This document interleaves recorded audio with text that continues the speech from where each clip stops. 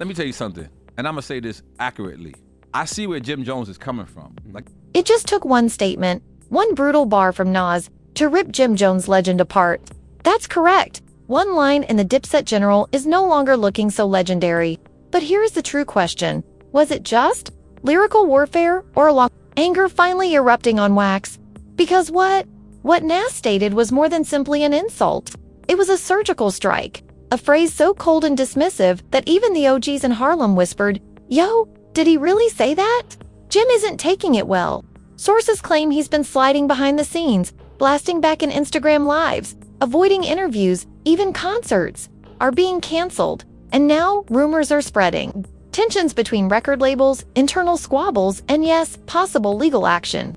But what exactly did Nas say to cause this kind of chaos, and why now, after so many years? If you don't believe this was simply rap feud, this has just developed into a full-fledged street opera. Stay right here, because we're going to unravel the statement that may just have terminated Jim Jones' career forever. Jim Jones had no clue what was coming. He assumed it was just another day, another mic check, another petty back and forth. But what In said was more than simply a clapback. That was a Jim hasn't even prepared a eulogy for his career funeral in one bar. Imagine this. The cameras are rolling, podcasts are playing, and rap blogs are silent. Too quiet, then boom. Aside from Nas delivered a nasty, accurate statement that slashed through Jim's legacy like a Ginsu knife.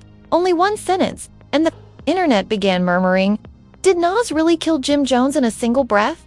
Because when you feel nauseous and the term subtle is poisonous, you do not need a diss track. You don't. There is even a need for a whole verse.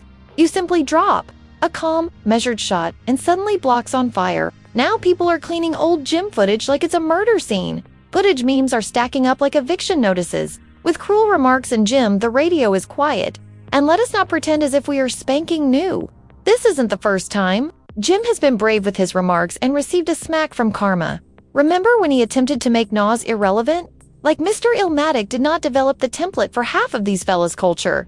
Mimicking, Jim had the courage to. Nas's legacy has been called into doubt. He said he wasn't top-notch. He said he wasn't moving the needle. And for a time, it worked. People laughed, reposted, and enjoyed the absurdity. But everyone knew. You do not poke someone who is nauseous. You do not go fishing in shark water without checking the weather, and now the storm has arrived. Let us rewind the tape. Months ago, Jim stepped on the radio mic and really comfy, too comfy, started flinging names and shade. As if Nas wasn't the same guy that went head-to-head with Jay-Z and came out with his crown still shining. Stated Nas was dull, overrated, and had little influence on the younger generation. That would be like calling Denzel Washington an extra, or Michael Jordan a bench warmer. Blasphemy. But see, here is where things get messy. It wasn't simply an arbitrary viewpoint. Insiders say Jim was attempting to become hot again and remain relevant. He knew controversy sells. So, why not come for a legend? Why not bark up a tree whose roots are deep enough to bury you? And so, the bait was set. And Nas did not answer immediately. No, he let Jim cook, allowed the sounds to become louder, let the podcasts dispute. But silently, behind closed doors, Nas was writing something lethal and lyrical. So, when that title, argue with minis. So I dropped the line. When I created the mountain, that was it. That was the whole bullet. No name, no screaming, just surgical precision. The streets sensed it. Twitter erupted. TikTok, clip after clip of Jim Jones' response edits. YouTube channels analyzed tone delivery syllables as if it were a crime scene investigation. And then, the real devastation began. Club promoters began supporting out. Brand deals are fading. One executive reportedly informed a source, "We're not touching the gym right now. It's too hot. It's a poor look to insult a monarch like Nas." Another said he played, "Who is he doing this for?" Clicks. But this goes far deeper than rap.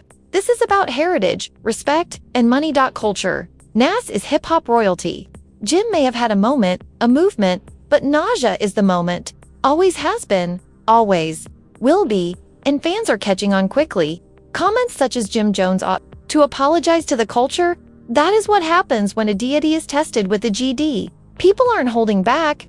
Even fellow artists began softly unfollowing Jim in an attempt to maintain their brand clean. No one wants to be the next collateral harm. Jim attempted to brush it off at first, posting selfies, small subliminals. It was evident that the pain was setting in, because deep down, he knows he miscalculated.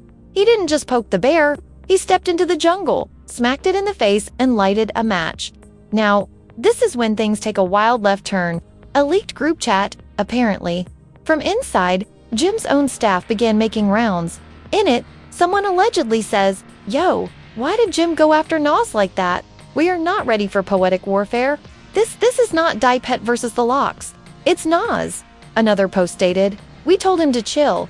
Now we're rushing. If those leaks are true, it's verified." Jim was warned but disregarded it.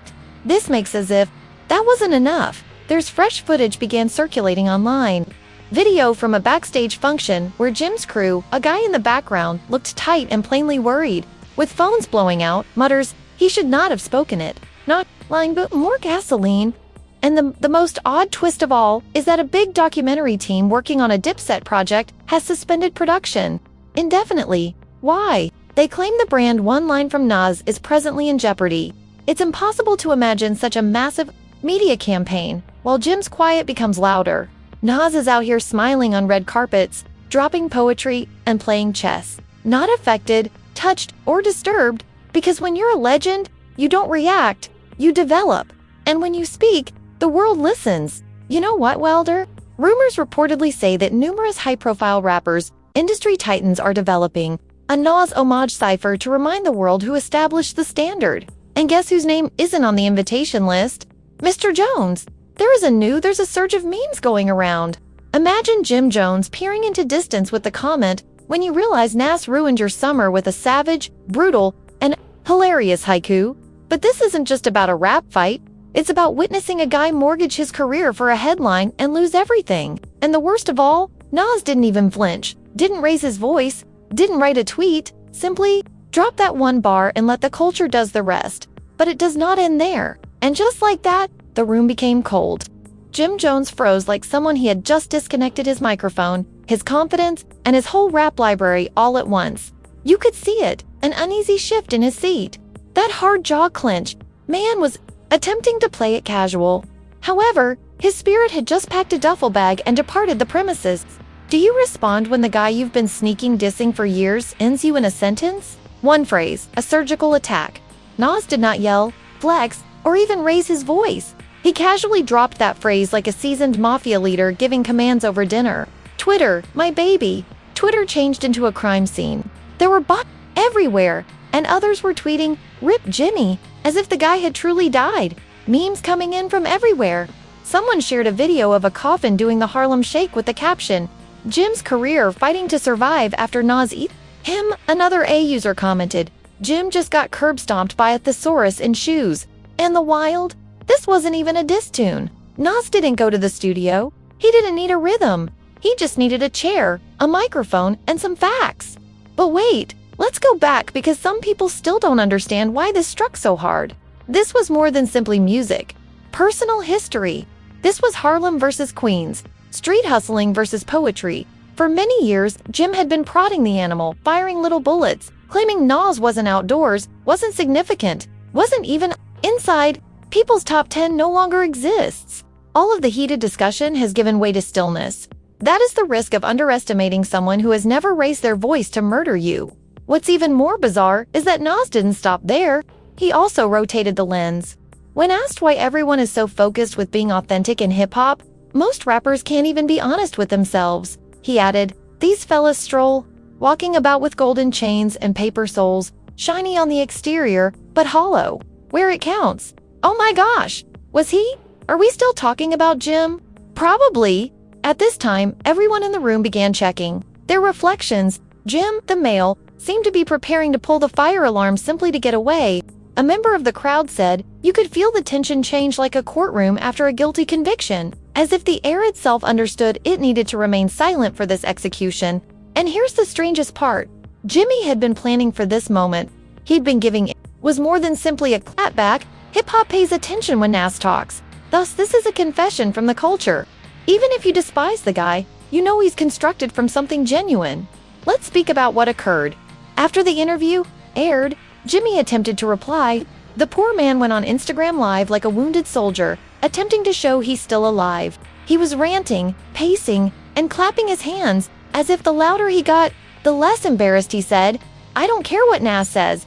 I'm outdoors. I am active. I got hits in the streets." And the comments? "Oof, sir. You had your moment in 2006. Ballin' is now a stage of your career, not a measure of your success. Sit in one of those quiet rooms and contemplate on the internet."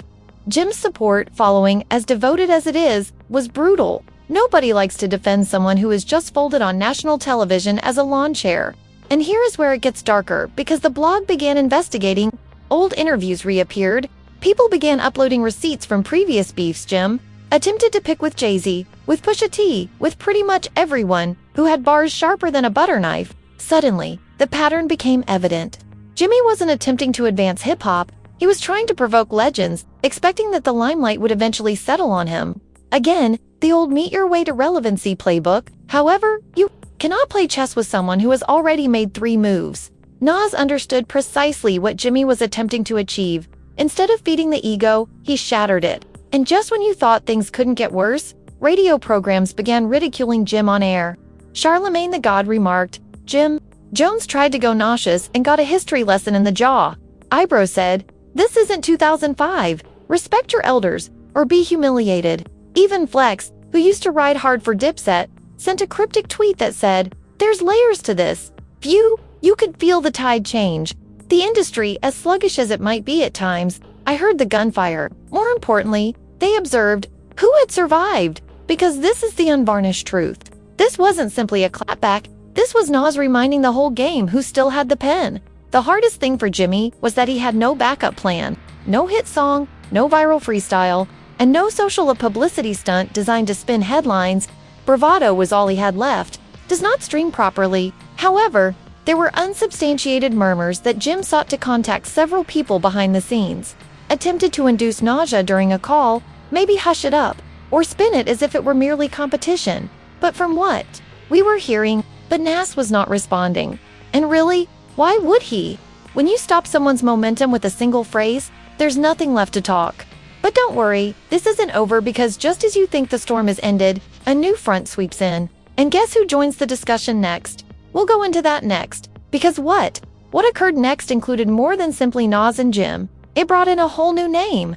Nobody saw this coming. Let's just say when this new voice spoke, the industry trembled again. Ready? And just when you thought the narrative couldn't be much more combustible, Nas strikes again. This was neither a backstage scene or a side statement hidden in a podcast. No, he doubled down on the same stage that produced the beef. With every bar, the audience reacted as if he was lighting fire to Jim's legacy, which he had frantically tried to defend. And Jim remained mute, paralyzed. It was as though watching someone attempt to swim on wet cement. Now, here is where things an even worse turn. Yes, those strange, chatty sources that somehow everyone started whispering about phone calls. Telephone calls from Jim's crew went to several sites, begging and appealing for some of Nas's film to be removed or shut. "He's damaging our brand," one of the texts reportedly stated. "Excuse me? Your brand? Sir, Nas has made your whole heritage appear like a tiny error in first. There was hip-hop history, followed by brands, fashion endorsements have gone cold, and a sneaker collaboration Jim has been hyped for months. Silently removed a liquor brand that formerly had him front and center. I silently unfollowed him on Instagram. Do you realize how humiliating it is to be? Have you been digitally ghosted by vodka? Let's go on to Fat Joe's BBQ. Yeah, that's random, right? But believe me, it matters. Consider this, a summer BBQ in the Bronx backyard. Everyone is there. Joe, Remy, Busta, and Swiss. The vibes are positive and the music is upbeat. And guess, who comes in all grins, sporting all white linen as if he wasn't being dragged through the lyrical trenches? Jim. You could feel conversations came to a halt as the vibe shifted like a slow-building thunderstorm.